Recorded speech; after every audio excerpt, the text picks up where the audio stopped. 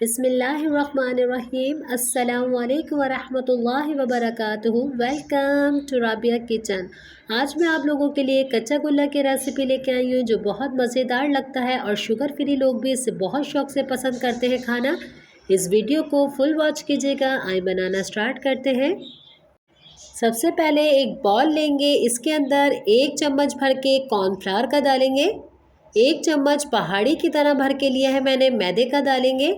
1/4 cup इसके अंदर मैं पानी डालूंगी और अच्छी तरीके से लम्स फ्री से हल कर लेना है। पहले हम ये छोटे छोटे काम करके साइड पे रख लेंगे तो बहुत ज़्यादा आसानी हो जाती है हमारे लिए। इसे साइड पर रख देते हैं। फिर से एक बॉल लेंगे, हम इसके अंदर डालेंगे 1/4 टीस्पून टाटरी। अगर आपके पास टाटरी ना हो तो इसके अंदर लेमन जूस भी डाल सकती हैं आप। 1 टुकड़ा हम इसके अंदर फिटकरी का डालेंगे, मैं साबुत डाल रही हूँ, बिल्कुल आप इसके अंदर चूरा करके भी डाल सकती हैं। और 1/4 कप इसके अंदर पानी डालेंगे और इसको भी साइड में रखेंगे। जितनी देर में इसको साइड में रखूँगी ये हल हो जाएगी। अब हम एक कढ़ाई लेंगे, 2 चम्मच भर के पानी का डालेंगे, इसके अंदर 1 चम्मच घी डालेंगे और 1 कप से थोड़ा कम मैंने सूखा दूध लिया है, ये डाल देते हैं और अच्छी तरीके से इसको मिक्स करेंगे। जो हमने पानी डाला है दूध के अंदर सारा पानी खुश्क हो जाए, इतनी अच्छी तरीके से इसको हम भूनेंगे।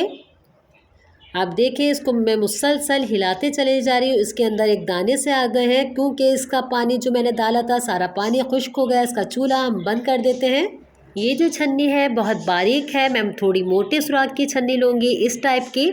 इसके अंदर सारा मिल्क पाउडर डालेंगे और स्पून से अच्छी तरीके से इसे हिलाते रहेंगे तो इसका सारा दाना नीचे प्लेट के अंदर आता रहेगा। इसी तरीके से हम करते रहेंगे तो सारा दाना जितना भी होगा सारा प्लेट के अंदर आ जाएगा और जो बचेगा इसे हमें ज़ाया नहीं करना, इसे भी हम अभी इस्तेमाल में लेंगे, अपनी कढ़ाई के अंदर डाल लेंगे। और ये देखें हमारा बेहतरीन सा दाना तैयार है। इसे अभी हम इस्तेमाल करेंगे। जब आपको पता चलेगा मैंने क्यों निकाला है इसे साइड पे रख देते हैं। इसी कढ़ाई के अंदर हमने जो बचा हुआ है हमारा मिल्क पाउडर ये सारा डाल देते हैं इसके अंदर। 2 किलो मैंने दूध लिया है, सारा दूध इसके अंदर डाल देते हैं और दूध को हमें कुनकुना सा गर्म करना है। कुनकुना किसे कहते हैं, जब हम अपनी फिंगर डाल के चेक करेंगे तो हमें लगेगा कि हमारी दूध ने आग पकड़नी शुरू कर दी है, दूध हल्का सा गर्म होने लग जाएगा। इस वक्त हम इसके अंदर मैदा और कॉर्नफ्लावर वाला जो हमने पानी घोल के रखा था इसके अंदर वो डालना स्टार्ट करेंगे थोड़ा थोड़ा करके और अच्छी तरीके से इसे हिलाते चले जाएंगे। इसे अब बिल्कुल नहीं छोड़ेंगे जब तक इसके अंदर बॉयल नहीं आ जाता। और मैं मुसलसल इसे हिला रही हूँ, इसके सर पर मैं खड़ी हुई हूँ। और जैसे ही इसके अंदर बॉयल आ गया था इसकी आंच मैंने बिल्कुल हल्की कर दी है, इसके अंदर से हीट ख़त्म कर दी है। इसके अंदर अब हम टाटरी और फिटकरी वाला पानी डालेंगे थोड़ा थोड़ा करके कि हमें दूध को फाड़ना है और हल्के हल्के हाथ से हिलाते चले जाएंगे। थोड़ा थोड़ा फिटकरी और टाटरी वाला पानी हम डालते चले जाएंगे। ये देखिए सारा दूध फट चुका है।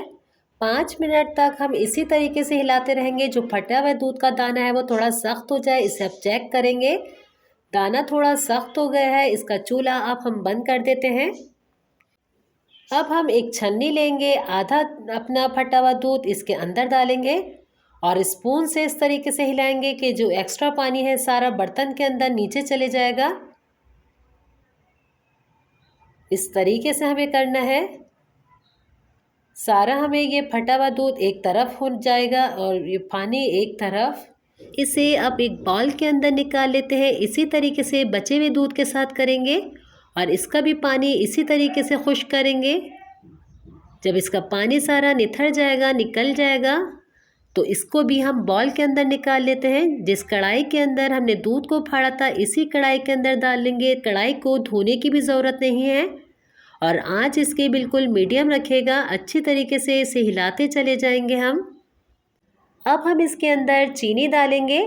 चीनी इसके अंदर बिल्कुल ब्राउन नाम जाती है, इसलिए इसको शुगर वाले लोग भी बहुत पसंद करते हैं इस मिठाई को। मैं इसके अंदर 1 कप से थोड़ा कम चीनी डाल रही हूँ क्योंकि ये भी चीनी ज़्यादा है, मुझे मीठा पसंद है इसलिए डाल रही हूँ। अगर आप इसके अंदर चीनी डालें तो पूरा आधा कप से भी कम डालेगा। अब हम इसके अंदर 2 चम्मच भर के घी के डालेंगे और अच्छी तरीके से इसकी हम भुनाई करेंगे।